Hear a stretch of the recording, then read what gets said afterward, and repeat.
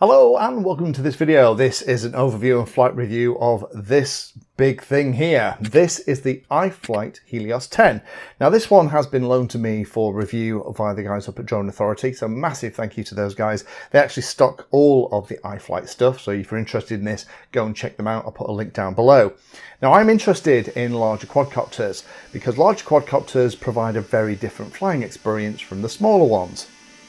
I myself have built lots of larger quads with slower, larger props that are far more efficient. These kind of quads, this one is a 10-inch quad, so it's got 10-inch props, quite big, weighs about 1.8 kilograms. The battery on it is a big dobber too, but these are more designed for endurance flying and also flying long distance.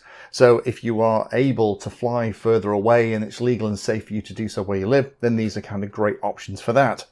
Now this one very quickly has things like the DJI O3 Air unit in it. It also has either crossfire options or Express LRS. I've got the Express LRS one here. So I thought I'd get one in and kind of show you what this looks like as a bit of a change from all the 5-6-inch quad stuff that I tend to have a look at.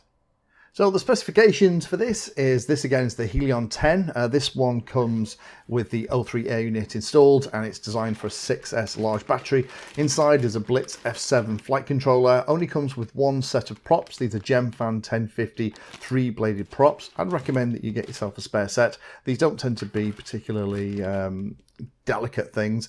Bag of bits with all of the connectors, converter from XT90 which is at the back to XT60, little thing about how to set up the GPS rescue mode in Betaflight. This is running Betaflight unusually for a long range quad. We'll have a look at that in a minute, but it does tell you how that's set up. I'd recommend that you go through all of that as part of the setting.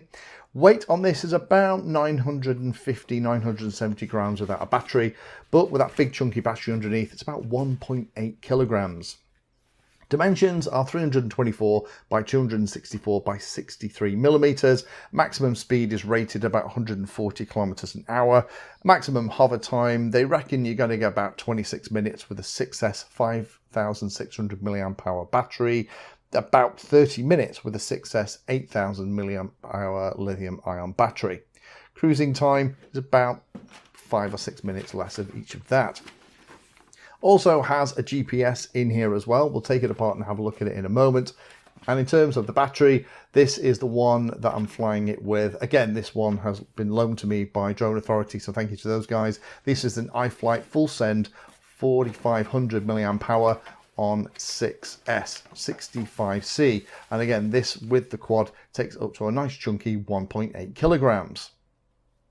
Now to get inside this thing we do need to undo a couple of screws and lift up the top hatch. That provides access to all the different ports you're going to need to plug it in to do what you want to do. So while I've got that thing up and can access the USB port for the flight controller, let's have a quick look at how Betaflight gets delivered out the box.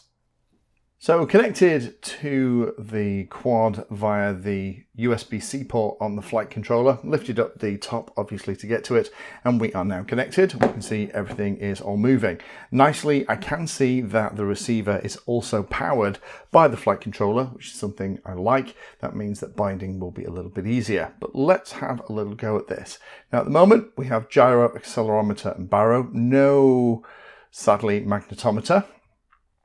Ports are set up like this. So at UART1, that's almost certainly what's going to be set up for the O3 on-screen display stuff. UART2 is set for the serial receiver. UART4 is for the GPS, and that's about it really. You can see here that the peripherals, they've actually got MSP and DisplayPort turned on. We are Betaflight with 442, so we're reasonably up to date. Configuration looks like this. 8K gyro, 4K PID loop frequency. This is an F722, so CPU load is just ticking away at 30%.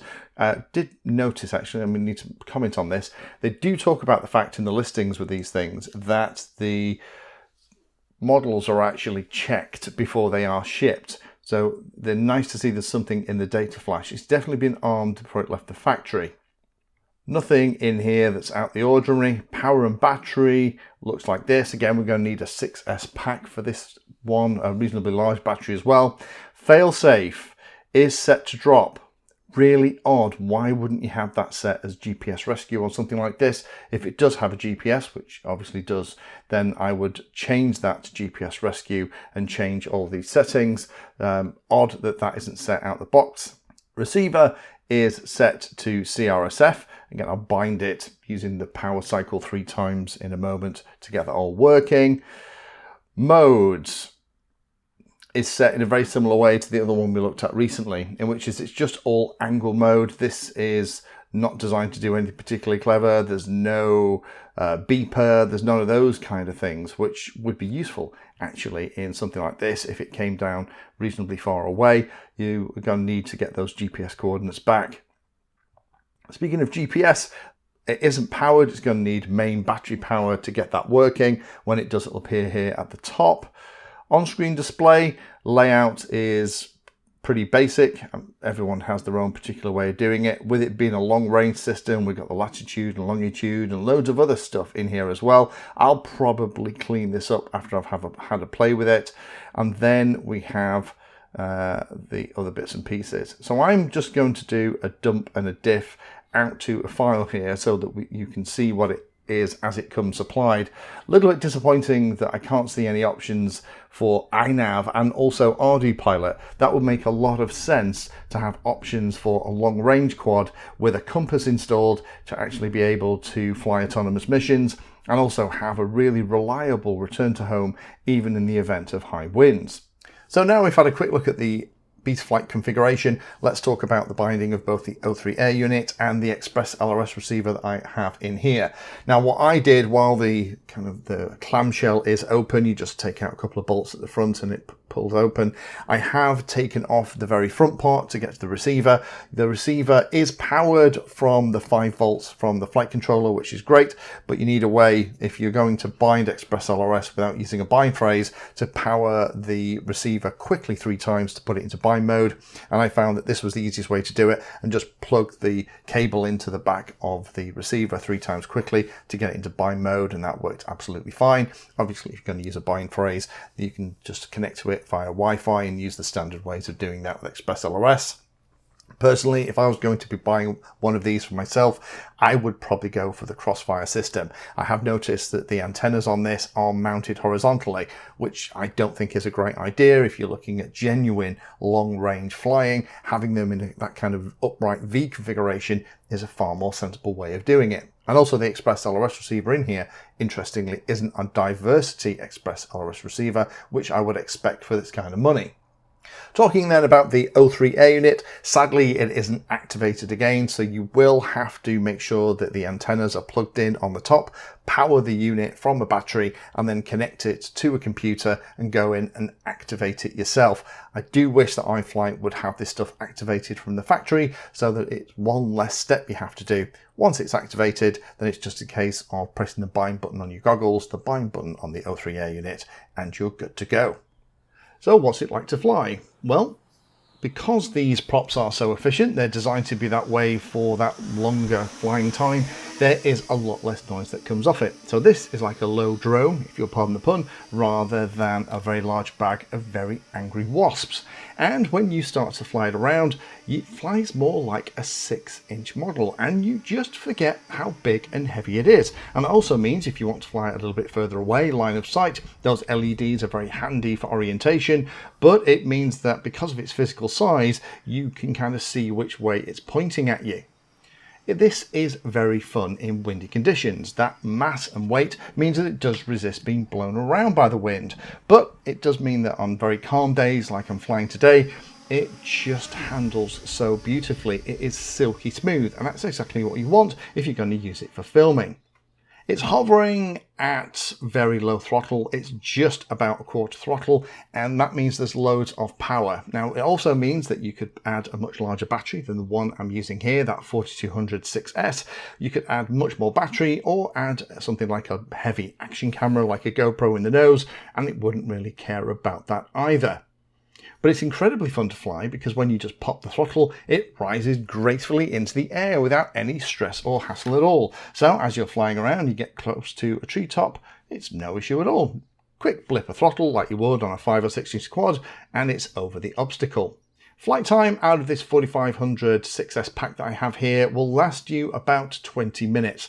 1000 milliamp hours is consumed by this thing with this kind of flying that I'm illustrating here every 5 minutes or so. So the larger batteries which it's capable of carrying will give you a little bit more flight time.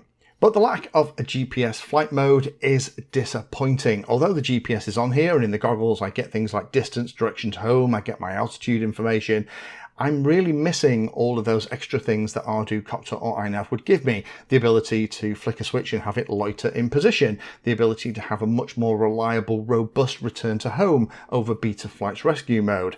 And also the ability to fly things like Mission 2. But overall, this is just incredibly fun to fly. It flies exactly as you would want it to, with zero drama, and just delivers a really smooth, stable, powerful flight that you don't have to worry about. Now, I'm a fan of these larger quads. As I said in the introduction, it provides a very different flying experience than the smaller quads with the slightly more efficient props and motors. And because of the weight, we don't get all of that efficiency resulting in flight time. We're using a pretty large battery. This is a 4500 milliamp hour battery, this full send unit from iFlight at the bottom. And overall, the overall thing is weighing about 1.8 kilograms. So you definitely wouldn't want to be hit by this. This is quite a serious piece of kit.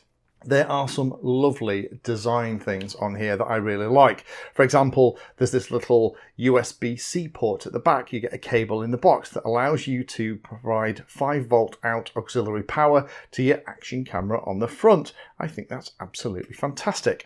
The way that the design is set with this kind of covered clamshell is great. The GPS is kind of hidden under here. We have 2 antennas that we can set up for nice clear transmission of the video transmission stuff. We have the adapter cable at the back so we can have XT90 or XT60. The frame itself is really, really nicely made. Big, thick arms, nicely vibration dampened. Everything works beautifully. And I really like, for example, things like the little lights on the side. You might not notice that in the flight footage. Let me just power this up so you can see. There we have. I have the blue version here, but you can also get it in the amber one as well. I have got the radio one behind me. Don't worry about that. Powering stuff on with the props on is always very dangerous. Don't do what I do. There is lots of really, really cool stuff here. This clamshell body, the way it kind of protects it, makes it look like a very finished product rather than a flying oil rig, which is how my wife describes some of the stuff that I get in here to play with. And the battery being slung underneath does provide a lot more stability. It's how we used to do it in the very old days. Having it underneath this means that it isn't having to balance this big battery as well. It also means that there's all this space underneath so we can actually put whatever size battery will fit. And I, like I said, have been playing with this one here. I would recommend using nice chunky battery pads so that they don't come off accidentally. It's not all great news. There are a couple of things that I would draw your attention to. This is Betaflight. It makes no sense, in my humble opinion, to offer these kind of quads and not offer on the website an iNav version and also an Ardu Copter version, and also have a compass inside to allow you to fly it in a more controlled way. Things like iNav and Ardu Pilot will allow you to park this in 3D space, see my videos about that. Also fly autonomous missions, and the return to home is far more robust as well. Having a compass means that you can fly in higher wind or more demanding situations and still get reliable return to home. This isn't a cheap piece of kit. If you add the battery in as well, and then you put a GoPro on the front, you have an awful lot of stuff in the air, and you don't want to lose that. So having a reliable return to home, in my humble opinion, is absolutely essential. The antenna mounting for the supplied antenna doesn't make any sense to me. It's here, it's very close to the carbon fiber. Personally, if this was mine, I would reroute the cable, probably even take the Express LRS receiver out and have some kind of vertical mount well away from all the carbon fiber stuff. They've done a fantastic job with these big long antennas out here so that you can have very clear reception of things like your video, but then they've done that for the receiver at front. It doesn't make sense. For me personally, a long range quad, I would go for Crossfire anyway, let's be honest, and have the antennas at that kind of V configuration like most people used to do back in the day. I think in terms for long range, high speed telemetry link, I think I would still go Crossfire even today. Be aware that you will need a couple of batteries for this. The batteries, because of the weight, don't last as long as I would really like. This isn't a lightweight quad. It's very, very thick and robust, which is great. I think people who are using it in a professional capacity will appreciate the fact it's built so to take the knocks. But you will need an extra couple of batteries so that you can continue to fly and do what you need to do. And don't forget that you do need to lift this cover at the top. This is very pretty and does make it look much more finished, but it's hiding the USB port for the O3A NIT, which is about here, and also hides the bind button. Again, iFlight, why do you do that? And then we have the flight controller and GPS stack here at the back. Again, you can't get to them unless you lift this clamshell. There are 2 screws here each side, which you take out, the whole thing lifts up. However, there is 1 screw that goes through the back. If you take that out as well, the whole thing will come off. Do remember that you have to take these antennas off to get this clamshell cover off. And don't forget that if you power it up, make sure these antennas are installed again before you power it so you don't blow anything up. But I love to see the fact that we are starting to get these larger quads in. I'll keep my eyes open for larger ones like this that we can get in and have a play with. It does open up a whole different range of flying experience than the smaller 5 and 6 inch variants, which tend to be more about speed rather than efficiency with these kind of props. So if I see any more of these, I will get them in. For me, I think this could be a really good basis for a fantastic model. But if it was mine, I would be looking to add a compass, flash it with iNav or Arducopter, and probably put something like Crossfire with the antennas mounted sensibly for a decent, solid radio control link at range as well. Thank you for watching my video. Check out the playlist, and adding Pedantry 360 to your search terms will help you find my content. If you haven't done so already, please hit the like and subscribe button. It helps a lot.